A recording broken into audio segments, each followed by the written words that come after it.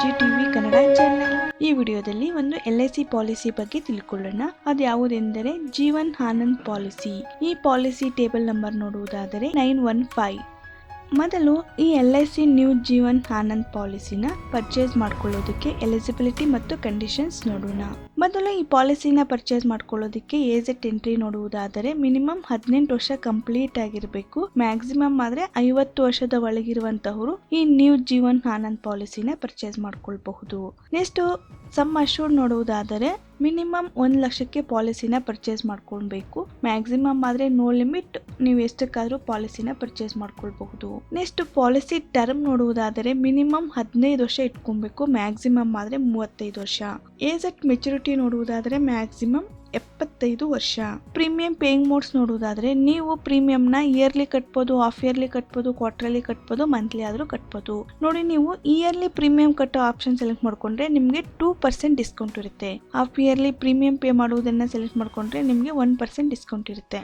Select ಮಾಡ್ಕೊಳ್ಳುವಂತಹ some assured ಮೇಲೆ ಕೂಡ discount ಇರುತ್ತೆ. ಅಂದ್ರೆ ನೀವು 1,95,000 ರೂಪಾಯಿ ಒಳಗೆ ಏನಾದ್ರೂ ಸಮ್ ಅಶ್ಯೂರ್ಡ್ ನ ಸೆಲೆಕ್ಟ್ ಮಾಡ್ಕೊಂಡ್ರೆ ಯಾವುದೇ ತರದ್ದು ಡಿಸ್ಕೌಂಟ್ ಇರೋದಿಲ್ಲ. ಅಥವಾ ನೀವು 2 ಲಕ್ಷದಿಂದ 4,95,000 ರೂಪಾಯಿ ಒಳಗೆ ಏನಾದ್ರೂ ಸಮ್ ಅಶ್ಯೂರ್ಡ್ ಸೆಲೆಕ್ಟ್ ಮಾಡ್ಕೊಂಡ್ರೆ ನಿಮ್ಗೆ 1.5% ಡಿಸ್ಕೌಂಟ್ ಇರುತ್ತೆ. ಅಥವಾ ನೀವು 5 ಲಕ್ಷದಿಂದ 90,95,000 ರೂಪಾಯಿ ಒಳಗೆ ಏನಾದ್ರೂ ಸಮ್ ಅಶ್ಯೂರ್ಡ್ ನ ಸೆಲೆಕ್ಟ್ ಮಾಡ್ಕೊಂಡ್ರೆ ನಿಮ್ಗೆ 2.5% ಡಿಸ್ಕೌಂಟ್ ಇರುತ್ತೆ. ಅಥವಾ ನೀವು 10 ಲಕ್ಷಕ್ಕಿಂತ ಹೆಚ್ಚಾಗಿ ಸಮ್ ಅಶ್ಯೂರ್ಡ್ ಸೆಲೆಕ್ಟ್ ಮಾಡ್ಕೊಂಡ್ರೆ ನಿಮ್ಗೆ 3% ಡಿಸ್ಕೌಂಟ್ ಇರುತ್ತೆ. ನೆಕ್ಸ್ಟ್ ಒಂದು ಎಕ್ಸಾಂಪಲ್ ನೋಡೋಣ. ಆಗ ನಿಮ್ಗೆ ಈ ಪಾಲಿಸಿ ಬಗ್ಗೆ ಇನ್ನು ಈಸಿಯಾಗಿ ಅರ್ಥ ಆಗುತ್ತೆ. ಜೊತೆಗೆ ಮೆಚುರಿಟಿ ಅಮೌಂಟ್ ಎಷ್ಟು ಬರುತ್ತೆ ಅನ್ನೋದು ನೋಡೋಣ. ಫಾರ್ ಎಕ್ಸಾಂಪಲ್ 18 ವರ್ಷದ ವ್ಯಕ್ತಿ 4 ಲಕ್ಷಕ್ಕೆ ಪಾಲಿಸಿನ ಪರ್ಚೇಸ್ ಮಾಡಿದ್ದಾರೆ. ಅವರು ಪಾಲಿಸಿ ಟರ್ಮ್ ನ 25 ವರ್ಷ ಇಟ್ಕೊಂಡಿದ್ದಾರೆ. ಹಾಗಾದ್ರೆ ಅವ್ರು ಪ್ರೀಮಿಯಂ ಎಷ್ಟು ಕಟ್ಬೇಕಂದ್ರೆ ಇಯರ್ಲಿ ಆದ್ರೆ 17,028 ರೂಪಾಯಿ ಕಟ್ಟಬೇಕು. ಮಂತ್ಲಿ ಆದ್ರೆ 1,448 ರೂಪಾಯಿ ಕಟ್ಟಬೇಕು. ಫಸ್ಟ್ ಇಯರ್ ಅಲ್ಲಿ GST ಆದ್ರೆ 4.5% ಪೇ ಮಾಡಬೇಕು. ಇನ್ನು ಸೆಕೆಂಡ್ ಇಯರ್ ಇಂದ ಅಪ್ ಟು ಎಂಡ್ ವರೆಗೂ 2.25% GST ಪೇ ಮಾಡಬೇಕಾಗುತ್ತೆ. ನೋಡಿ, ಇಲ್ಲಿ ನಾವು ತೆಗೆದುಕೊಂಡಿರುವಂತಹ ಎಕ್ಸಾಂಪಲ್ ಅಲ್ಲಿ ಪಾಲಿಸಿ ಹೋಲ್ಡರ್ ಏಜ್ 18 ವರ್ಷ, ಅವರು ಪಾಲಿಸಿ ಟರ್ಮ್ ನ 25 ವರ್ಷ ಇಟ್ಕೊಂಡಿದ್ದಾರೆ. ಅವರು ಪ್ರತಿ ವರ್ಷ 17,028 ರೂಪಾಯಿ ಪ್ರೀಮಿಯಂ ಪೇ ಮಾಡ್ತಿದ್ದಾರೆ. ಆ ಪಾಲಿಸಿ ಹೋಲ್ಡರ್ಗೆ 43 ವರ್ಷ ಬಂದ್ಮೇಲೆ ಪಾಲಿಸಿ ಮೆಚುರಿಟಿ ಆಗುತ್ತೆ. ಮೆಚುರಿಟಿ ಅಮೌಂಟ್ ಏನು ಬರುತ್ತೆ ಅಂದರೆ sum assured plus bonus plus final additional bonus ಸೇರಿಸಿ 10,70,000 ರೂಪಾಯಿ ಬರುತ್ತೆ. ಇಲ್ಲಿ ಆ ಪಾಲಿಸಿ ಹೋಲ್ಡರ್ ಎಷ್ಟು ಪೇ ಮಾಡಿದ್ದಾರೆ? 4,35,658 ರೂಪಾಯಿ ಪೇ ಮಾಡಿದ್ದಾರೆ. ಅವರಿಗೆ 10,70,000 ರೂಪಾಯಿ ಮೆಚುರಿಟಿ ಅಮೌಂಟ್ ಬಂದಿದೆ. ಆದ್ರೂ ಪಾಲಿಸಿ ಕ್ಲೋಸ್ ಆಗೋದಿಲ್ಲ. ಅವ್ರಿಗೆ ಆ ಪಾಲಿಸಿ ಹೋಲ್ಡರ್ಗೆ ಅಪ್ ಟು 100 ಇಯರ್ಸ್ ವರೆಗೂ ಇನ್ಸೂರೆನ್ಸ್ ಕವರೇಜ್ ಅನ್ನೋದು ಆಗುತ್ತೆ. ಅವ್ರೇನು ಸಮ್ ಅಶ್ಯೂರ್ಡ್ ಸೆಲೆಕ್ಟ್ ಮಾಡ್ಕೊಂಡಿದ್ದಾರಲ್ಲ 4 lakh rupees, ಇನ್ ಕೇಸ್ ಆ ಪಾಲಿಸಿ ಹೋಲ್ಡರ್ ನೆಕ್ಸ್ಟ್ ಯಾವಾಗಾದ್ರೂ ಡೆತ್ ಆದ್ರೂ ಅವರ ನಾಮಿನಿಗೆ 4 lakh rupees ಕೊಡ್ತಾರೆ. ಓಕೆ, ನೆಕ್ಸ್ಟ್ ಈ ಮೆಚುರಿಟಿ ಅಮೌಂಟ್ ಬಂದಿದೆಯಲ್ವಾ 10,70,000 ರೂಪಾಯಿ. ಈ ಅಮೌಂಟ್ ನ ಪಾಲಿಸಿ ಹೋಲ್ಡರ್ ಫುಲ್ ಅಮೌಂಟ್ ಒಟ್ಟಿಗೆ ಆದ್ರೂ ತಗೊಬಹುದು ಅಥವಾ ಇನ್ಸ್ಟಾಲ್ಮೆಂಟ್ ಮೂಲಕ ಆದ್ರೂ ತಗೊಬಹುದು. ಅಂದ್ರೆ 5 ವರ್ಷಕ್ಕೊಂದ್ ಸ್ವಲ್ಪ, 10 ವರ್ಷಕ್ಕೊಂದ್ ಸ್ವಲ್ಪ, 15 ವರ್ಷಕ್ಕೊಂದ್ ಸ್ವಲ್ಪ ಅಂತ ಆದ್ರೂ ಅವರು ಅಮೌಂಟ್ ನ ತಗೊಬಹುದು, ಇಲ್ಲ ಫುಲ್ ಅಮೌಂಟ್ ಆದ್ರೂ ತಗೊಬಹುದು. ನೆಕ್ಸ್ಟ್ ಇನ್ನೊಂದು ಎಕ್ಸಾಂಪಲ್ ನೋಡೋಣ. ಈ ಎಕ್ಸಾಂಪಲ್ ಅಲ್ಲಿ ಪಾಲಿಸಿ ಹೋಲ್ಡರ್ ಏಜ್ 35 ವರ್ಷ, ಅವರು 4 ಲಕ್ಷಕ್ಕೆ ಪಾಲಿಸಿ ಪರ್ಚೇಸ್ ಮಾಡಿದ್ದಾರೆ. ಅವರು ಪಾಲಿಸಿ ಟರ್ಮ್ ನ 20 ವರ್ಷ ಇಟ್ಕೊಂಡಿದ್ದಾರೆ. ಅವರು ಪ್ರೀಮಿಯಂ ಎಷ್ಟು ಪೇ ಮಾಡ್ಬೇಕಂದ್ರೆ ಇಯರ್ಲಿ ಆದ್ರೆ 24,143 ರೂಪಾಯಿ ಪೇ ಮಾಡಬೇಕು. ಮಂತ್ಲಿ ಆದ್ರೆ 2,053 ರೂಪಾಯಿ ಪೇ ಮಾಡಬೇಕು. ಫಸ್ಟ್ ಇಯರ್ ಅಲ್ಲಿ ಆದ್ರೆ GST 4.5% ಪೇ ಮಾಡಬೇಕಾಗುತ್ತೆ. ಇನ್ ಸೆಕೆಂಡ್ ಇಯರ್ ಇಂದ ಅಪ್ ಟು ಎಂಡ್ ವರೆಗೂ 2.25% GST ನ ಪೇ ಮಾಡಬೇಕಾಗುತ್ತೆ. ನೋಡಿ, ಇಲ್ಲಿ ಪಾಲಿಸಿ ಹೋಲ್ಡರ್ ಏಜ್ 35 ವರ್ಷ, ಅವರು 20 ವರ್ಷ ಪಾಲಿಸಿ ಟರ್ಮ್ ಇಟ್ಕೊಂಡಿದ್ದಾರೆ. ಅವರು ಪ್ರತಿ ವರ್ಷ 24,143 ರೂಪಾಯಿ ಪ್ರೀಮಿಯಂ ಕಟ್ತಿದ್ದಾರೆ. ಆ ಪಾಲಿಸಿ ಹೋಲ್ಡರ್ಗೆ 55 ವರ್ಷ ಬಂದ್ಮೇಲೆ ಪಾಲಿಸಿ ಮೆಚುರಿಟಿ ಆಗುತ್ತೆ. ಆಗ ಮೆಚುರಿಟಿ ಅಮೌಂಟ್ ಏನು ಬರುತ್ತೆ ಅಂದರೆ sum assured plus bonus plus final additional bonus ಸೇರಿಸಿ 7,88,000 ರೂಪಾಯಿ ಬರುತ್ತೆ. ಇಲ್ಲಿ ಪಾಲಿಸಿ ಹೋಲ್ಡರ್ ಎಷ್ಟು ಪೇ ಮಾಡಿದ್ದಾರೆ? 4,94,236 ರೂಪಾಯಿ ಪೇ ಮಾಡಿದ್ದಾರೆ. ಓಕೆ, ನೆಕ್ಸ್ಟ್ ಅವ್ರಿಗೆ ಮೆಚುರಿಟಿ ಅಮೌಂಟ್ ಬಂದ್ಮೇಲೆ ಪಾಲಿಸಿ ಏನು ಕ್ಲೋಸ್ ಆಗೋದಿಲ್ಲ. ಅಪ್ ಟು ಆ ಪಾಲಿಸಿ ಹೋಲ್ಡರ್ಗೆ 100 ಇಯರ್ಸ್ ವರೆಗೂ ಇನ್ಸೂರೆನ್ಸ್ ಅನ್ನೋದು ಕವರೇಜ್ ಆಗುತ್ತೆ. ಓಕೆ, ನೆಕ್ಸ್ಟ್ ಇವೆರಡು ಎಕ್ಸಾಂಪಲ್ ನ ಕಂಪೇರ್ ಮಾಡಿ ನೋಡಿದಾಗ ಕಡಿಮೆ ಏಜ್ ಅಲ್ಲಿ ಪಾಲಿಸಿನ ಪರ್ಚೇಸ್ ಮಾಡ್ಕೊಂಡ್ರೆ ಅವರು ಕಟ್ಟುವಂತಹ ಪ್ರೀಮಿಯಮ್ ಕಡಿಮೆ ಇರುತ್ತೆ. ನೆಕ್ಸ್ಟ್ ಅವ್ರಿಗೆ ಮೆಚುರಿಟಿ ಅಮೌಂಟ್ ಜಾಸ್ತಿ ಬರುತ್ತೆ. ಅದೇ ನಿಮ್ಗೆ ಸ್ವಲ್ಪ ಏಜ್ ಆದ್ಮೇಲೆ ಪಾಲಿಸಿ ಪರ್ಚೇಸ್ ಮಾಡ್ಕೊಂಡ್ರೆ ನೀವು ಕಟ್ಟುವಂತಹ ಪ್ರೀಮಿಯಮ್ ಜಾಸ್ತಿ ಇರುತ್ತೆ, ಜೊತೆಗೆ ನಿಮಗೆ ಬರುವಂತಹ ಮೆಚುರಿಟಿ ಅಮೌಂಟ್ ಕೂಡ ಕಡಿಮೆ ಇರುತ್ತೆ. ಓಕೆ, ಹಾಗಾಗಿ ಕಡಿಮೆ ಏಜ್ ಅಲ್ಲಿ ಇನ್ಸೂರೆನ್ಸ್ ಪ್ಲಾನ್ ಮಾಡ್ಕೊಂಡ್ರೆ ಚೆನ್ನಾಗಿರುತ್ತೆ. ನೆಕ್ಸ್ಟ್ ಇನ್ ಕೇಸ್ ಪಾಲಿಸಿ ಹೋಲ್ಡರ್ ಡೆತ್ ಆದ್ರೆ ಡೆತ್ ಬೆನಿಫಿಟ್ಸ್ ಏನ್ ಬರುತ್ತೆ ಅಂತ ನೋಡೋಣ. ಸೇಮ್ ಎಕ್ಸಾಂಪಲೇ 18 ವರ್ಷದ ವ್ಯಕ್ತಿ 4 ಲಕ್ಷಕ್ಕೆ ಪಾಲಿಸಿ ಪರ್ಚೇಸ್ ಮಾಡಿದ್ದಾರೆ. ಅವರು ಪಾಲಿಸಿ ಟರ್ಮ್ನ 25 ವರ್ಷ ಇಟ್ಕೊಂಡಿದ್ದಾರೆ. ಇನ್ ಕೇಸ್ ಪಾಲಿಸಿ ಹೋಲ್ಡರ್ಗೆ 30 ವರ್ಷ ಬಂದಮೇಲೆ ಅವರು ನಾರ್ಮಲ್ ಆಗಿ ಡೆತ್ ಆಗಿದ್ದಾರೆ ಅಂದ್ಕೊಳ್ಳೋಣ. ಆಗ ಡೆತ್ ಬೆನಿಫಿಟ್ ಏನು ಬರುತ್ತೆ ಅಂದರೆ 125% ಆಫ್ ಸಮ್ ಅಶ್ಯೂರ್ಡ್ ಅಥವಾ 7 times of the analysed premium. ಇವೆರಡನ್ನು ಕ್ಯಾಲ್ಕುಲೇಷನ್ ಮಾಡಿ ಯಾವ್ದು ಹೈಯೆಸ್ಟ್ ಅಮೌಂಟ್ ಬರುತ್ತೋ ಆ ಅಮೌಂಟ್ನ ಡೆತ್ ಬೆನಿಫಿಟ್ಸ್ಗೆ ಆ್ಯಡ್ ಮಾಡ್ತಾರೆ. ಇಲ್ಲಿ ಹೈಯೆಸ್ಟ್ ಅಮೌಂಟ್ ಬರೋದು 125% ಆಫ್ ಸಮ್ ಅಶ್ಯೂರ್ಡ್. ಓಕೆ, ಅದೊಂದು 5 ಲ್ಯಾಕ್ ರುಪೀಸ್ ಬರುತ್ತೆ. ಪ್ಲಸ್ ಬೋನಸ್ ಬಂದ್ಬಿಟ್ಟು 2,54,800 ರುಪೀಸ್ ಬರುತ್ತೆ. ಈ ಬೋನಸ್ ಅಮೌಂಟ್ ಹೇಗೆ ಬರುತ್ತೆ ಅಂದರೆ LICಲಿರುವಂತಹ ಪ್ರತಿಯೊಂದು ಪಾಲಿಸಿಗಳಿಗೂ ಒಂದೊಂದು ಬೋನಸ್ ರೇಟ್ ಇರುತ್ತೆ. ಅದರಿಂದ ಕ್ಯಾಲ್ಕುಲೇಷನ್ ಮಾಡಿದ್ರೆ ಈ ಅಮೌಂಟ್ ಬರುತ್ತೆ. ಟೋಟಲಿ ಇಲ್ಲಿ ಡೆತ್ ಕ್ಲೈಮ್ ಅಮೌಂಟು 7,54,800 ರೂಪಾಯಿ ಬಂದಿದೆ. ಇಲ್ಲಿ ಪಾಲಿಸಿ ಹೋಲ್ಡರ್ ಎಷ್ಟು ಪೇ ಮಾಡಿದ್ದಾರೆ? 2,04,336 ರೂಪಾಯಿ ಪೇ ಮಾಡಿದ್ದಾರೆ. ಅವ್ರಿಗೆ ಡೆತ್ ಕ್ಲೈಮ್ ಅಮೌಂಟು 7,54,800 ರೂಪಾಯಿ ಬಂದಿದೆ. ಈ ಅಮೌಂಟ್ನ ಆ ಪಾಲಿಸಿ ಹೋಲ್ಡರ್ ನಾಮಿನಿ ಇರ್ತಾರಲ್ವ ಅವರು ಫುಲ್ ಅಮೌಂಟ್ ಒಂದೇ ಸಲ ಆದರೂ ತೊಗೊಬೋದು ಅಥವಾ ಇನ್ಸ್ಟಾಲ್ಮೆಂಟ್ ಮೂಲಕ ಆದರೂ ತೊಗೊಬೋದು. ಇದು ಪಾಲಿಸಿ ಹೋಲ್ಡರ್ ನಾಮಿನಿಗೆ ಯಾವ ಥರ ಎಷ್ಟಾಗುತ್ತೋ ಆ ಥರ ತೊಗೊಬೋದು. ಓಕೆ, ಇನ್ ಕೇಸ್ ಪಾಲಿಸಿ ಹೋಲ್ಡರ್ ಏನಾದರೂ ಆಕ್ಸಿಡೆಂಟ್ ಆಗಿ ಡೆತ್ ಆದರೆ ಆಗ ಏನು ಬೆನಿಫಿಟ್ಸ್ ಇದೆ ಅನ್ನೋದು ನೋಡೋಣ. ಸೇಮ್ ಎಕ್ಸಾಂಪಲು, 18 ವರ್ಷದ ವ್ಯಕ್ತಿ 4 ಲಕ್ಷದ ಪಾಲಿಸಿ ಪರ್ಚೇಸ್ ಮಾಡಿದ್ದಾರೆ. ಪಾಲಿಸಿ ಟರ್ಮ್ನ 25 ವರ್ಷ ಇಟ್ಕೊಂಡಿದ್ದಾರೆ. ಇನ್ ಕೇಸ್ ಪಾಲಿಸಿ ಹೋಲ್ಡರ್ಗೆ 30ನೇ ವರ್ಷದಲ್ಲಿ ಆಕ್ಸಿಡೆಂಟ್ ಆಗಿದೆ. ಆ ಆಕ್ಸಿಡೆಂಟಲ್ಲಿ ಪಾಲಿಸಿ ಹೋಲ್ಡರ್ ಡೆತ್ ಆಗೋಗಿದ್ದಾರೆ. ಆಗ ಏನು ಬರುತ್ತೆ ಅಂದರೆ ನಾರ್ಮಲ್ ಡೆತ್ ಆದಾಗ ಏನು ಅಮೌಂಟ್ ಬರುತ್ತಲ್ವಾ ಅದು, ಪ್ಲಸ್ ಇಲ್ಲಿ ಪಾಲಿಸಿ ಹೋಲ್ಡರು ಆಕ್ಸಿಡೆಂಟ್ ಆಗಿ ಡೆತ್ ಆಗಿರುವುದರಿಂದ ಆಕ್ಸಿಡೆಂಟಲ್ ಡೆತ್ ಬೆನಿಫಿಟ್ ಅಂತ ಹೇಳಿ ಎಕ್ಸ್ಟ್ರಾ 4 ಲಕ್ಷ ರೂಪಾಯಿ ಆ್ಯಡ್ ಮಾಡ್ತಾರೆ. ಟೋಟಲಿ ಇಲ್ಲಿ ಆಕ್ಸಿಡೆಂಟಲ್ ಡೆತ್ ಕ್ಲೈಮ್ ಅಮೌಂಟು ಇಲ್ಲಿ ಪಾಲಿಸಿ ಹೋಲ್ಡರ್ ಎಷ್ಟು ಪ್ರೀಮಿಯಂ ಕಟ್ಟಿದ್ದಾರೆ ಅಂದರೆ 7,04,336 ರೂಪಾಯಿ ಪ್ರೀಮಿಯಂ ಪೇ ಮಾಡಿದ್ದಾರೆ. ಅವರಿಗೆ 11,54,800 ರೂಪಾಯಿ ಬರುತ್ತೆ. ಈ ಅಮೌಂಟ್ನ ಪಾಲಿಸಿ ಹೋಲ್ಡರ್ ಯಾರು ನಾಮಿನಿ ಇದ್ದಾರಲ್ಲ ಅವ್ರಿಗೆ ಕೊಡ್ತಾರೆ. ಇಲ್ಲಿಗೆ ಪಾಲಿಸಿ ಕ್ಲೋಸ್ ಆಗಿಬಿಡುತ್ತೆ. ನೆಕ್ಸ್ಟು, ಇನ್ ಕೇಸ್ ಪಾಲಿಸಿ ಹೋಲ್ಡರ್ಗೆ ಡಿಸಬಿಲಿಟಿ ಆದರೆ ಏನು ಬೆನಿಫಿಟ್ ಸಿಗುತ್ತೆ ಅಂದರೆ ಆಕ್ಸಿಡೆಂಟ್ ಆಗಿದೆ, ಆ ಆಕ್ಸಿಡೆಂಟಲ್ಲಿ ಕೈ ಕಾಲೆಲ್ಲ ಕಟ್ಟಾಗಿದೆ, ಅವ್ರಿಗೆ ಯಾವುದೇ ಥರದ್ದು ಕೆಲಸ ಮಾಡೋಕ್ಕಾಗಲ್ಲ. ಆ ಥರ ಟೈಮಲ್ಲಿ ಆ ಪಾಲಿಸಿ ಹೋಲ್ಡರ್ ಏನಾದರೂ ಈ ಜೀವನ್ ಆನಂದ್ ಪಾಲಿಸಿನ ಪರ್ಚೇಸ್ ಮಾಡ್ಕೊಂಡಿದ್ರೆ ಅವ್ರಿಗೆ ಯಾವ ಥರ ಉಪಯೋಗ ಆಗ್ಬೋದು ಅನ್ನೋದನ್ನು ನೋಡೋಣ. ಸೇಮ್ ಎಕ್ಸಾಂಪಲ್, 18 ವರ್ಷದ ವ್ಯಕ್ತಿ 4 ಲಕ್ಷದ ಪಾಲಿಸಿ ಪರ್ಚೇಸ್ ಮಾಡಿದ್ದಾರೆ. ಪಾಲಿಸಿ ಟರ್ಮ್ನ 25 ವರ್ಷ ಇಟ್ಕೊಂಡಿದ್ದಾರೆ. ಆ ಪಾಲಿಸಿ ಹೋಲ್ಡರ್ಗೆ 26ನೇ ವರ್ಷದಲ್ಲಿ ಆಕ್ಸಿಡೆಂಟ್ ಆಗಿದೆ. ಈ ಆಕ್ಸಿಡೆಂಟಲ್ಲಿ ಆ ಪಾಲಿಸಿ ಹೋಲ್ಡರ್ಗೆ ಕೈ ಕಾಲು ಕಟ್ಟಾಗಿದೆ, ಯಾವುದೇ ಕೆಲಸ ಮಾಡೋಕ್ಕಾಗಲ್ಲ. ಆಗ ಏನು ಬರುತ್ತೆ ಅಂದರೆ ಆ ಪಾಲಿಸಿ ಹೋಲ್ಡರ್ಗೆ ಅಪ್ ಟು 10 ಇಯರ್ಸ್ವರೆಗೂ ಪ್ರತಿ ವರ್ಷ 40,000 ರೂಪಾಯಿ ಅಂತ ಕೊಡ್ತಾರೆ. Next, in remaining premiums pay ಮಾಡಬೇಕಲ್ವಾ, ಆ ಪ್ರೀಮಿಯಂನ ಆ ಪಾಲಿಸಿ ಹೋಲ್ಡರ್ ಪರವಾಗಿ LIC ಅವರು ಪೇ ಮಾಡ್ತಾರೆ.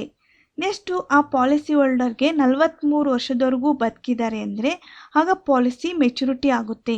ಆಗ ಮೆಚುರಿಟಿ ಅಮೌಂಟ್ ಏನು 10,70,000 ರೂಪಾಯಿ ಬರುತ್ತಲ್ವಾ ಅದನ್ನು ಕೂಡ ಕೊಡ್ತಾರೆ. ನೆಕ್ಸ್ಟ್, ಇನ್ನೂ ಪಾಲಿಸಿ ಹೋಲ್ಡರ್ ಬದುಕಿದ್ದಾರೆ ಅಂದರೆ ಅಪ್ ಟು ಆ ಪಾಲಿಸಿ ಹೋಲ್ಡರ್ಗೆ 100 ಇಯರ್ಸ್ವರೆಗೂ ಇನ್ಸೂರೆನ್ಸ್ ಅನ್ನೋದು ಕವರೇಜ್ ಆಗುತ್ತೆ. ನೋಡಿ, ಇಲ್ಲಿ ಆ ಪಾಲಿಸಿ ಹೋಲ್ಡರ್ಗೆ ಡಿಸಬಿಲಿಟಿ ಆದಾಗ ಟೋಟಲಿ ಎಷ್ಟು ಬೆನಿಫಿಟ್ಸ್ ಇದೆ ಅಂದರೆ 21,59,476 ರೂಪಾಯಿ. ಇಲ್ಲಿ ಪಾಲಿಸಿ ಹೋಲ್ಡರ್ ಎಷ್ಟು ಪೇ ಮಾಡಿದ್ದಾರೆ? 1,36,224 ರೂಪಾಯಿ ಪೇ ಮಾಡಿದ್ದಾರೆ. ಓಕೆ, ಅವ್ರಿಗೆ ಬಂದಿರುವಂತಹ ಬೆನಿಫಿಟ್ಸ್ 21,59,476 ರೂಪಾಯಿ. ನೋಡಿ, ಯಾಕೆ ಇನ್ಸೂರೆನ್ಸ್ ಪರ್ಚೇಸ್ ಮಾಡ್ಕೊಬೇಕಂದ್ರೆ ಯಾವ ಟೈಮಲ್ಲಿ ಯಾರಿಗೆ ಏನಾಗುತ್ತೆ ಅಂತ ಗೊತ್ತಿರೋದಿಲ್ಲ. ಈ ಥರ ಏನಾದರೂ ಒಂದು ಪಾಲಿಸಿ ಪರ್ಚೇಸ್ ಮಾಡ್ಕೊಂಡಿದ್ರೆ ಆ ಕಷ್ಟದ ಟೈಮಲ್ಲಿ ಆರ್ಥಿಕವಾಗಿ ಸಹಾಯವಾಗುತ್ತೆ. ನೆಕ್ಸ್ಟು, ಈ ಪಾಲಿಸಿ ಪರ್ಚೇಸ್ ಮಾಡುವಾಗ ನೀವು ಎಕ್ಸ್ಟ್ರಾ ಏನಾದರೂ ಟರ್ಮ್ ರೈಡರ್ ಬೆನಿಫಿಟ್ಸ್ನ ಆ್ಯಡ್ ಮಾಡಿಕೊಂಡ್ರೆ ಯಾವ ಥರ ಉಪಯೋಗ ಆಗುತ್ತೆ ಅನ್ನೋದು ನೋಡೋಣ. ಫಾರ್ ಎಕ್ಸಾಂಪಲ್, 18 ವರ್ಷದ ವ್ಯಕ್ತಿ 4 ಲಕ್ಷ ಪಾಲಿಸಿ ಪರ್ಚೇಸ್ ಮಾಡಿದ್ದಾರೆ. ಪಾಲಿಸಿ ಟರ್ಮ್ನ 25 ವರ್ಷ ಇಟ್ಕೊಂಡಿದ್ದಾರೆ. ಅವರು ಪಾಲಿಸಿ ಪರ್ಚೇಸ್ ಮಾಡ್ಕೊಳ್ಳುವಾಗ ಟರ್ಮ್ ರೈಡರ್ನ ಎಕ್ಸ್ಟ್ರಾ ಆ್ಯಡ್ ಮಾಡ್ಕೊಂಡಿದ್ದಾರೆ. ಆಗ ಅವ್ರು ಕಟ್ಟುವಂತಹ ಪ್ರೀಮಿಯಂ ಸ್ವಲ್ಪ ಜಾಸ್ತಿ ಇರುತ್ತೆ. ಎಷ್ಟಂದರೆ 17,644 ರೂಪಾಯಿ ಪೇ ಮಾಡಬೇಕಾಗುತ್ತೆ. ಇನ್ ಕೇಸ್ ಪಾಲಿಸಿ ಹೋಲ್ಡರ್ಗೆ ಅವ್ರಿಗೆ 30 ವರ್ಷ ಬಂದಮೇಲೆ ಆಕ್ಸಿಡೆಂಟಾಗಿ ಡೆತ್ ಆಗಿಬಿಟ್ಟಿದ್ದಾರೆ. ಆಗ ಈ ರೈಡರ್ನ ಆ್ಯಡ್ ಮಾಡಿಕೊಂಡ್ರೆ ಅವರ ನಾಮಿನಿಗೆ ಏನು ಬೆನಿಫಿಟ್ ಸಿಗುತ್ತೆ ಅಂದರೆ ನಾರ್ಮಲ್ ಡೆತ್ ಆದಾಗ ಏನು ಅಮೌಂಟ್ ಬರುತ್ತಲ್ವ ಅದು, ಪ್ಲಸ್ ಆಕ್ಸಿಡೆಂಟಾಗಿ ಡೆತ್ ಆದಾಗ ಏನು ಅಮೌಂಟ್ ಬರುತ್ತಲ್ವ ಅದು, ಪ್ಲಸ್ ಎಕ್ಸ್ಟ್ರಾ ಈ ಟರ್ಮ್ ರೈಡರ್ನ ಆ್ಯಡ್ ಮಾಡ್ಕೊಂಡಿರೋದ್ರಿಂದ ಎಕ್ಸ್ಟ್ರಾ 4 ಲ್ಯಾಕ್ ರುಪೀಸ್ ಆ್ಯಡ್ ಮಾಡ್ತಾರೆ. ಟೋಟಲಿ 15,54,800 ರೂಪಾಯಿ ಬರುತ್ತೆ. ಇಲ್ಲಿ ಪಾಲಿಸಿ ಹೋಲ್ಡರ್ ಎಷ್ಟು ಪೇ ಮಾಡಿದ್ದಾರೆ? 2,11,728 ರೂಪಾಯಿ ಪೇ ಮಾಡಿದ್ದಾರೆ. ಅವರಿಗೆ ಇಲ್ಲಿ 15,54,800 ರೂಪಾಯಿ ಬಂದಿದೆ. ಈ ಅಮೌಂಟ್ನ ಆ ಪಾಲಿಸಿ ಹೋಲ್ಡರ್ ನಾಮಿನಿಗೆ ಕೊಡ್ತಾರೆ.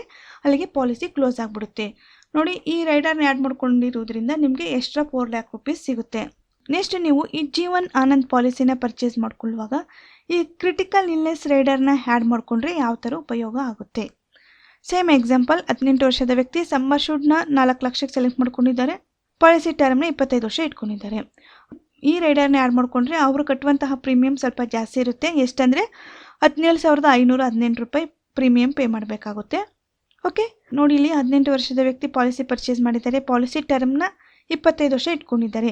ಇನ್ ಕೇಸ್ ಆ ಪಾಲಿಸಿ ಹೋಲ್ಡರ್ಗೆ 30ನೇ ವರ್ಷದಲ್ಲಿ ಕ್ರಿಟಿಕಲ್ ಇಲ್ನೆಸ್ ಆಗಿದೆ, ಅಂದರೆ ಕ್ಯಾನ್ಸರ್ ಆ ಥರದ್ದೇನೋ ಕಾಯಿಲೆ ಬಂದುಬಿಟ್ಟಿದೆ. ಆಗ ಈ ಪಾಲಿಸಿ ಯಾವ ಥರ ಉಪಯೋಗ ಆಗುತ್ತೆ ಅಂದರೆ, ಅವರು ಕ್ಲೈಮ್ ಮಾಡ್ಕೊಬೋದು ಈ ಥರ ಕ್ರಿಟಿಕಲ್ ಇಲ್ನೆಸ್ ಆಗಿದೆ ಅಂತ. ಆಗ ಅವ್ರಿಗೆ ಇಮಿಡಿಯೇಟಾಗಿ ಅವರು ಏನು ಸಮ್ ಅಶ್ಯೂರ್ಡ್ ಸೆಲೆಕ್ಟ್ ಮಾಡ್ಕೊಂಡಿದ್ದಾರಲ್ವ 4 lakh rupees, ಆ ಅಮೌಂಟ್ನ ಆ ಪಾಲಿಸಿ ಹೋಲ್ಡರ್ಗೆ ಕೊಡ್ತಾರೆ. ನೆಕ್ಸ್ಟು ಇನ್ ರಿಮೈನಿಂಗ್ ಪ್ರೀಮಿಯಮ್ನ ಆ ಪಾಲಿಸಿ ಹೋಲ್ಡರು ಪೇ ಮಾಡಿದ್ರೆ ಆ ಪಾಲಿಸಿ ಹೋಲ್ಡರ್ಗೆ 43 ವರ್ಷ ಬಂದಮೇಲೆ ಪಾಲಿಸಿ ಮೆಚುರಿಟಿ ಆಗುತ್ತೆ. ಮೆಚುರಿಟಿ ಅಮೌಂಟ್ ಕೂಡ ಬರುತ್ತೆ. ನೆಕ್ಸ್ಟ್ ಇನ್ನೂ ಪಾಲಿಸಿ ಹೋಲ್ಡರ್ ಬದುಕಿದ್ದಾರೆ ಅಂದರೆ ಅಪ್ ಟು 100 yearsವರೆಗೂ ಇನ್ಸೂರೆನ್ಸ್ ಅನ್ನೋದು ಕವರೇಜ್ ಆಗುತ್ತೆ. Next in case policy holder ಏನಾದರೂ ಡೆತ್ ಆದರೆ ಆಗ ಡೆತ್ ಕ್ಲೈಮ್ ಅಮೌಂಟ್ ಅಂತ ಹೇಳ್ಬಿಟ್ಟು 125% of sum assured plus bonus ಸೇರಿಸಿ ಅದೇನು ಅಮೌಂಟ್ ಬರುತ್ತೋ ಅಮೌಂಟ್ನ ಆ ಪಾಲಿಸಿ ಹೋಲ್ಡರ್ ನಾಮಿನಿ ಇರ್ತಾರಲ್ಲ ಅವರಿಗೆ ಕೊಡ್ತಾರೆ. ಓಕೆ, ಈ ಕ್ರಿಟಿಕಲ್ ಇಲ್ನೆಸ್ ರೈಡರು ಮತ್ತು ಟರ್ಮ್ ರೈಡರ್ನ ಆ್ಯಡ್ ಮಾಡ್ಕೊಂಡಿರೋದ್ರಿಂದ ನೀವು ಎಕ್ಸ್ಟ್ರಾ 1,100 ಚಿಲ್ಲರೆ ಎಕ್ಸ್ಟ್ರಾ ಪ್ರೀಮಿಯಂ ಪೇ ಮಾಡಬೇಕಾಗುತ್ತೆ ಅಷ್ಟೇ. ಓಕೆ, ಪೇಯ್ಡ್ ಅಪ್ ವ್ಯಾಲ್ಯೂ ಮತ್ತು ರಿವ್ಯೂವಲ್ ಪೀರಿಯಡ್ ಬಗ್ಗೆ ನೋಡೋಣ. ನೋಡಿ, ನೀವು ಜೀವನ್ ಆನಂದ್ ಪಾಲಿಸಿ ಪರ್ಚೇಸ್ ಮಾಡಿದ್ದೀರಾ, ಅಟ್ಲೀಸ್ಟ್ 2 years ಆದರೂ ಕರೆಕ್ಟಾಗಿ ಪ್ರೀಮಿಯಂ ಪೇ ಮಾಡಿದ್ರೆ, ನೆಕ್ಸ್ಟು ನಿಮ್ಗೆ ಏನೋ ದುಡ್ಡಿನ ಪ್ರಾಬ್ಲಮ್ ಆಗಿ ಪ್ರೀಮಿಯಂ ಕರೆಕ್ಟಾಗಿ ಪೇ ಮಾಡಿಲ್ಲ ಅಂದರೂ ಅಟ್ಲೀಸ್ಟ್ ಸ್ವಲ್ಪ ಆದರೂ ನಿಮಗೆ ಇನ್ಸೂರೆನ್ಸ್ ಕವರೇಜ್ ಅನ್ನೋದು ಸಿಗುತ್ತೆ. ನೆಕ್ಸ್ಟ್ ರಿವ್ಯೂವಲ್ ಪೀರಿಯಡ್ಡು ಅಂದರೆ ನೀವು ಪಾಲಿಸಿ ಪರ್ಚೇಸ್ ಮಾಡಿರ್ತೀರಾ, ಒಂದು 3-4 ವರ್ಷ ಪ್ರೀಮಿಯಂ ಪೇ ಮಾಡಿರ್ತೀರಾ, ಆಮೇಲೆ ಏನೋ ನಿಮ್ಗೆ ದುಡ್ಡಿನ ಪ್ರಾಬ್ಲಮ್ ಬಂದು ಪ್ರೀಮಿಯಂ ಕಟ್ಟನ್ನು ನಿಲ್ಲಿಸಿರ್ತೀರಾ. ಆಗ ನಿಮಗೆ ಅಪ್ ಟು 5 yearsವರೆಗೂ ಟೈಮ್ ಕೊಡ್ತಾರೆ. ಈ 5 years ಒಳಗೆ ರಿಮೈನಿಂಗ್ ಪ್ರೀಮಿಯಂ ಪೇ ಮಾಡಿ ನಿಮ್ಮ ಪಾಲಿಸಿ ನೀವು ಕಂಟಿನ್ಯೂ ಮಾಡ್ಕೊಬೋದು. ಮುಂಚೆ ಆದರೆ 2 years ಮಾತ್ರ ಇತ್ತು, ಈಗ 5 years ಚೇಂಜಸ್ ಮಾಡಿದ್ದಾರೆ. ನೆಕ್ಸ್ಟು ಸರೆಂಡರ್ ವ್ಯಾಲ್ಯೂ ಅಂದರೆ ನೀವು ಪಾಲಿಸಿ ಪರ್ಚೇಸ್ ಮಾಡಿ ಕಂಟಿನ್ಯೂಸ್ ಆಗಿ 2 years ಪ್ರೀಮಿಯಂ ಕಟ್ಟಾದಮೇಲೆ ಪಾಲಿಸಿ ಬೇಡ ನನಗೆ ವಾಪಸ್ ಮಾಡ್ತೀನಿ, ನಾನು ದುಡ್ಡು ವಾಪಸ್ ಬೇಕಂದರೆ 2 years ಆದಮೇಲೆ ನೀವು ಬಾಂಡ್ ವಾಪಸ್ ಮಾಡಿ ನೀವು ಏನು ಅಮೌಂಟ್ ಕಟ್ಟಿರ್ತೀರಲ್ವ ಅದರಲ್ಲಿ ಎಷ್ಟು ಅಮೌಂಟ್ ಬರುತ್ತೋ ಆ ಅಮೌಂಟ್ನ ನಿಮಗೆ ವಾಪಸ್ ಕೊಡ್ತಾರೆ. ಫಾರ್ ಎಕ್ಸಾಂಪಲ್ 18 ವರ್ಷದ ವ್ಯಕ್ತಿ 4 ಲಕ್ಷ ಪಾಲಿಸಿ ಪರ್ಚೇಸ್ ಮಾಡಿದರೆ, ಪಾಲಿಸಿ ಟರ್ಮ್ 25 ವರ್ಷ ಇಟ್ಕೊಂಡಿದ್ದಾರೆ. ಇನ್ ಕೇಸ್ ಆ ಪಾಲಿಸಿ ಹೋಲ್ಡರ್ ಪ್ರೀಮಿಯಂ ಕಟ್ತಿದ್ದಾರೆ, ಆ ಪಾಲಿಸಿ ಹೋಲ್ಡರ್ಗೆ 30 ವರ್ಷ ಬಂದಮೇಲೆ ನನಗೆ ಈ ಪಾಲಿಸಿ ಬೇಡ ಕ್ಯಾನ್ಸಲ್ ಮಾಡ್ತಿದ್ದೀನಿ, ನಾನು ದುಡ್ಡು ನನಗೆ ವಾಪಸ್ ಬೇಕು ಅಂದ್ಕೊಂಡ್ರೆ ಅವರಿಗೆ ಬರೀ 1,79,124 ರೂಪಾಯಿ ಮಾತ್ರ ಬರುತ್ತೆ. ಇಲ್ಲಿ ಪಾಲಿಸಿ ಹೋಲ್ಡರ್ ಎಷ್ಟು ಪೇ ಮಾಡಿದ್ದಾರೆ, 2,04,336 ರೂಪಾಯಿ ಪ್ರೀಮಿಯಂ ಪೇ ಮಾಡಿದರೆ ಅವರಿಗೆ 1,79,124 ರೂಪಾಯಿ ಮಾತ್ರ ರಿಟರ್ನ್ ಬರುತ್ತೆ ಅಷ್ಟೇ.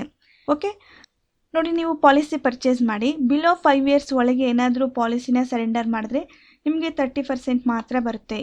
ಅಥವಾ ನೀವು ಪಾಲಿಸಿ ಪರ್ಚೇಸ್ ಮಾಡಿ 6 years ಅಥವಾ 7 years ಒಳಗೆ ಏನಾದರೂ ಸರೆಂಡರ್ ಮಾಡಿದ್ರೆ ನಿಮಗೊಂದು 50% ಅಮೌಂಟ್ ಮಾತ್ರ ವಾಪಸ್ ಬರುತ್ತೆ. ಅದೇ ನೀವು ಪಾಲಿಸಿ ಪರ್ಚೇಸ್ ಮಾಡಿ ಒಂದು 8 years ಅಥವಾ 9 years ಪ್ರೀಮಿಯಂ ಪೇ ಮಾಡಿದ್ದೀರಾ, ಆಮೇಲೆ ಸರೆಂಡರ್ ಮಾಡ್ತೀನಿ ನನ್ನ ಪಾಲಿಸಿನಂದರೆ ಆಗ ಒಂದು 70 ಅಥವಾ 80% ಮಾತ್ರ ವಾಪಸ್ ಬರುತ್ತೆ. ಹಾಗಾಗಿ ನೀವು ಪಾಲಿಸಿನ ಪರ್ಚೇಸ್ ಮಾಡ್ಕೊಳ್ಳೋದಕ್ಕಿಂತ ಮುಂಚೆ ಕರೆಕ್ಟ್ ಒಂದು ಡಿಸಿಷನ್ ತೊಗೊಳ್ಳಿ, ಈ ಪಾಲಿಸಿ ಕರೆಕ್ಟ್ ಇದೆಯಾ ಇಲ್ವಾ ಅಂತ. ಆಮೇಲೆ ಪಾಲಿಸಿನ ಪರ್ಚೇಸ್ ಮಾಡ್ಕೊಳ್ಳಿ. ಯಾಕಂದರೆ ನೀವು ಪ್ರೀಮಿಯಂ ಕಟ್ಟಾದ್ಮೇಲೆ ಆಮೇಲೆ ನನಗೆ ಪಾಲಿಸಿ ಬೇಡ, ನಾನು ಕ್ಲೋಸ್ ಮಾಡ್ತೀನಿ, ನಾನು ದುಡ್ಡು ವಾಪಸ್ ಬೇಕು ಅಂದ್ಕೊಂಡ್ರೆ ನೀವು ಕಟ್ಟಿದಂತಹ ಅಮೌಂಟಲ್ಲಿ ಕಡಿಮೆ ದುಡ್ಡು ನಿಮಗೆ ವಾಪಸ್ ಬರುತ್ತೆ. ಓಕೆ ಫ್ರೆಂಡ್ಸ್, ಈ LIC ಜೀವನ್ ಆನಂದ್ ಪಾಲಿಸಿ ಬಗ್ಗೆ ಗೊತ್ತಾಯ್ತಲ್ವಾ? ಈ ವಿಡಿಯೋ, ಈ ಮಾಹಿತಿ ನಿಮಗೆ ಇಷ್ಟವಾಗಿದ್ದರೆ ಲೈಕ್ ಮಾಡಿ, ಶೇರ್ ಮಾಡಿ. ನಿಮ್ಗೆ ಏನಾದರೂ ಡೌಟ್ಸ್ ಇದ್ದರೂ ಕಮೆಂಟ್ ಬಾಕ್ಸಲ್ಲಿ ಕಮೆಂಟ್ ಮಾಡಿ, ನಾನು ರಿಪ್ಲೈ ಮಾಡ್ತೀನಿ. ಹಾಗೂ ನಮ್ಮ ಚಾನಲ್ಗೆ ಸಬ್ಸ್ಕ್ರೈಬ್ ಆಗಲು ಮಾತ್ರ ಮರೆಯಬೇಡಿ. Thanks for watching.